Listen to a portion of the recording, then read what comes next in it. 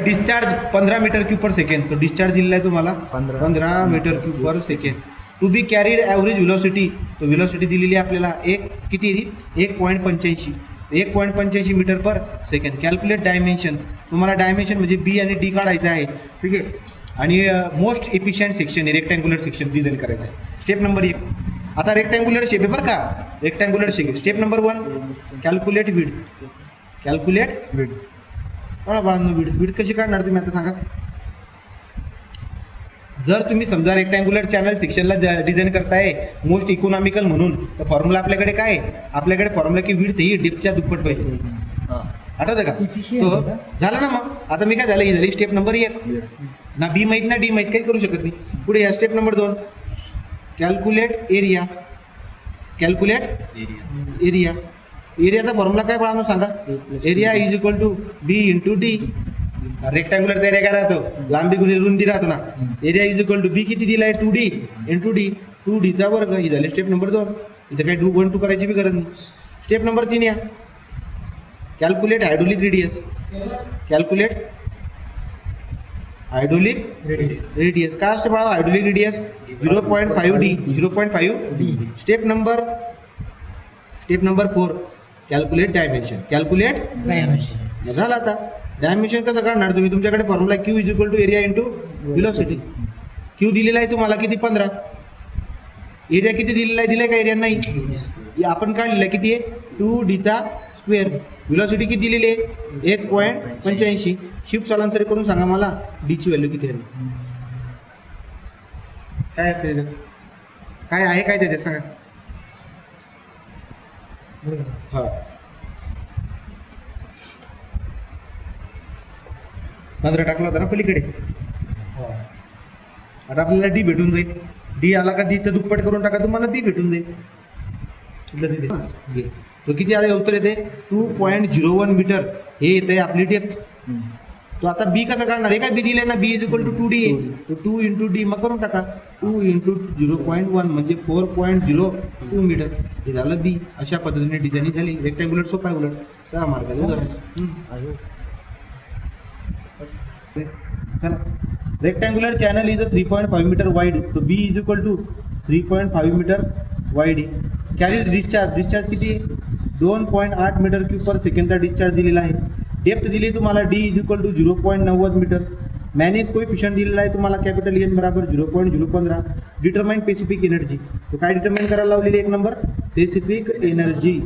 Specific energy तुम्हाला determine करायला लावली. बाळा कसं काढतात E is equal to y plus v square by 2G. तर वाय म्हणजे डेप्थ झाली बघा. डेप्थ म्हणजेच वाय आहे. तुम्हाला व्ही पण काढता येईल. आता व्ही कसं काढता येईल चला बघा बरं. तुम्हाला शिकवलंय मी क्यूच्या टर्ममध्ये वाय प्लस क्यूचा square divide by 2G into एचा स्क्वेअर. असा पण फॉर्म्युला आहे आपल्याकडे बरोबर. चला बरं एरिया काढून घ्या. इथल्या इथे एरिया काय येईल डी इंटू वाय किंवा बी इंटू डी. बी किती आहे 3.5. वाय किती आहे 0.90. सांगा एरिया किती आला. तो 3.15 मीटरचा स्क्वेअर हा झाला एरिया. तो टाका बरं. आता ई इज इक्वल टू तुम्हाला डेप्थ दिलेली वाय 0.90. तो वायची व्हॅल्यू 0.90 टाकली मी.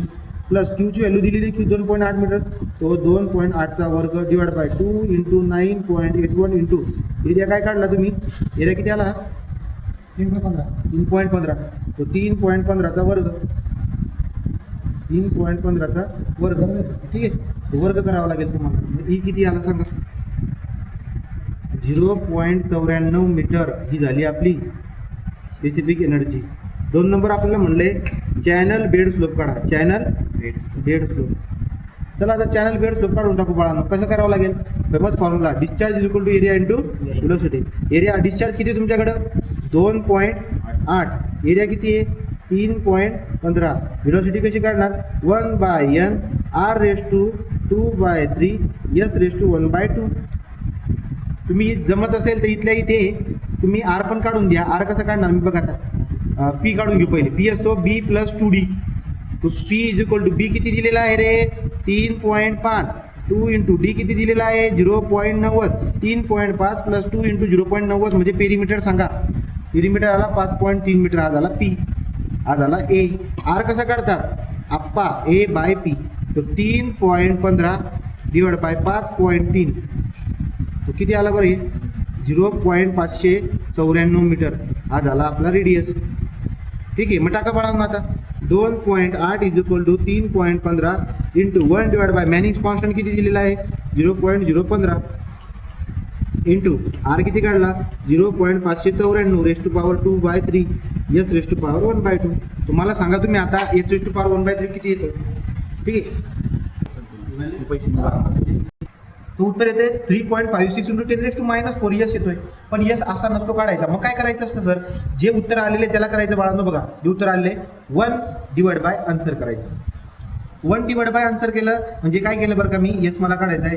तो 1 डिवाइड बाय आन्सर जर तुम्ही केलं तर त्याला असं लिहिता येईल बघा 1 डिवाइड बाय यस करा, याचं उत्तर जर येईल ते येईल 2808.69.